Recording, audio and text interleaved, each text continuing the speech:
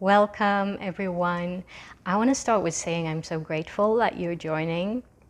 There is so much inspiration right now, so many things I want to dive really deep into. And if you have anything that you're really curious about talking more about, then drop a comment below and let's dive into that together, all right? So today I want to talk about something very dear to my heart, and I feel that it is the foundation of spirituality, and it can very easily also be what can lead us away from the spiritual path that we have chosen. So to help frame this in a little bit, what I want to talk about, I want to mention the first principle of yoga, which is Ahimsa. Ahimsa means non-harming. So this principle is more important in yoga than any other, even more important than truthfulness. And of course it does begin with not harming another human being, not harming another being whatsoever, animal. And it gets more and more subtle. Of course, it also involves not harming emotionally, not harming mentally or in any other way. And then we begin to bring that inward, recognizing that that should include us. We should not harm ourselves emotionally. We should not harm ourselves mentally. And it is a deep rabbit hole to see all the ways in which we do, by the way we habitually think, you know, the things that we have taken on from society by our not being good enough. And I think that if we have a rather shallow understanding of Ahimsa, it may actually be dangerous for us. It may actually harm us, because we've been taught that non-harming includes, for example, not acting out, not being angry, not displaying the various aspects of our humanness. And I think this is very dangerous, because we need to heal in order to become healed. Okay, so let's say that you see someone acting out, and you recognize that that is a very childish way of acting out. You recognize maybe they're not open-minded. And what do you feel about that? Maybe you feel that, in this case, I would not have acted out that way. I would have been wiser. I would have been more open-minded. Okay.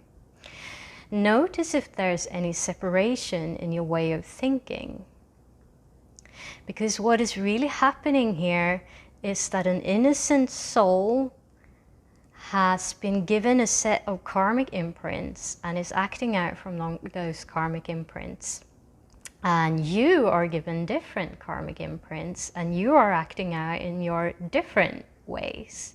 Okay, so it's very hard for us to be completely in another person's shoes and to understand exactly what it is they're going through, and hence why they have to express themselves in that way. And it might be, because of that, very hard to understand why it might actually be very healing for them to act out in that way.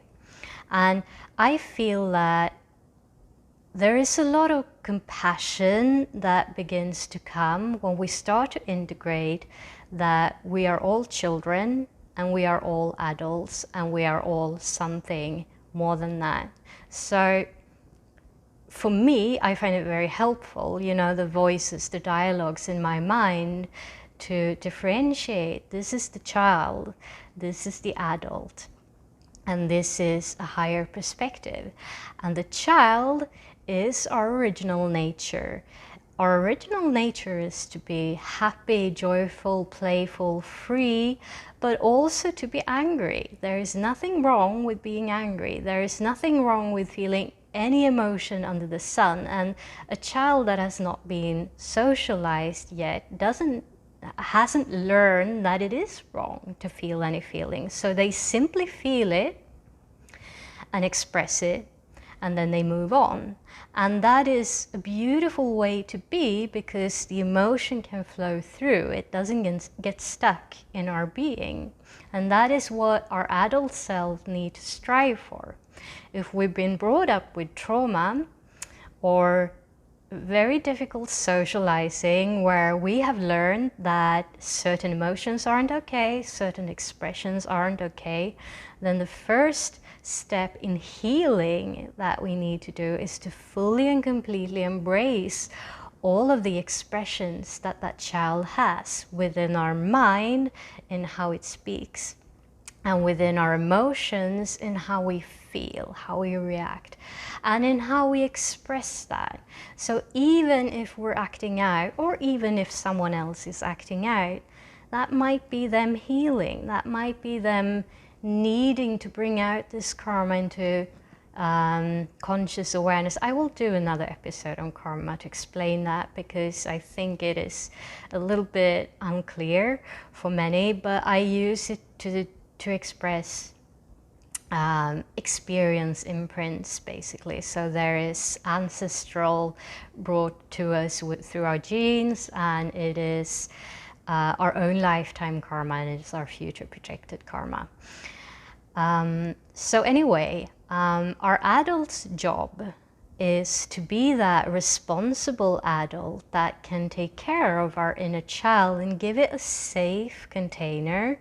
And that includes all of life, creating a life where that inner child can express itself freely, be safe to do so, can get time to experience joy, play, laughter, love.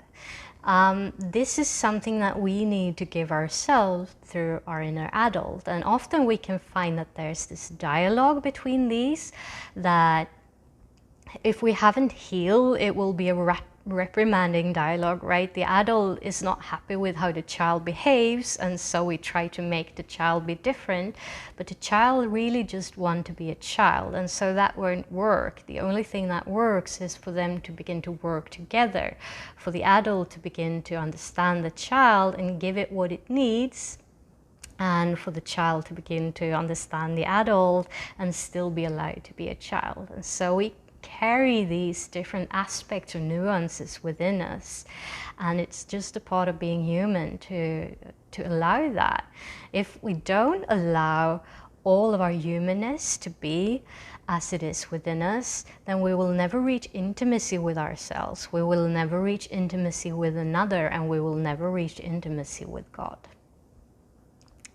So the next voice then that I mentioned is the third voice, is the higher perspective. You can call it higher self maybe. And this is a voice that when you can access it, when you can lean into your inner peace and your inner receive love within yourself, then this voice begins to come through more and more. It is this presence within us that is always peaceful, always comes through with calm clarity, always comes through with unconditional love. So whatever we're experiencing in our lives, that voice, if we can access it, can always bring unconditional love to that situation, to that person we're interacting with, to ourselves, to what we're going through. So for me, integration is a lot about integrating all of these different aspects of ourselves, maybe first one at a time, and then integrating them all together and recognize that we are all of this. This is how we create self-trust, this is how we create intimacy, this is how we begin to come to a place to feel safe enough to surrender, which is the spiritual journey. Okay, so be very mindful. If someone is acting out, or if you're acting out, think about, how do I feel about this? Do I feel different than the other? Do I feel less than or more than the other? And can I spot how that is creating a separation between me and them instead of creating intimacy between us? So a very important aspect of the spiritual path is to learn to recognize the other as the same innocent child as you are, and learn to recognize the other as the same divine being as you are, emerging from consciousness, being simply an expression out of the infinite expressions of consciousness. So what all of this can lead to is the deep knowing that there is no right or wrong, there is no good or bad. And when we can move past those concepts, then we create this real intimacy and freedom, deep, deep freedom within ourselves, which is something that I wish for us all. I hope that this was interesting to you. Again, if you have anything you want to learn more about, then maybe we can dive into that together. Drop a comment below. And again, thank you so much for joining me, and have a beautiful day.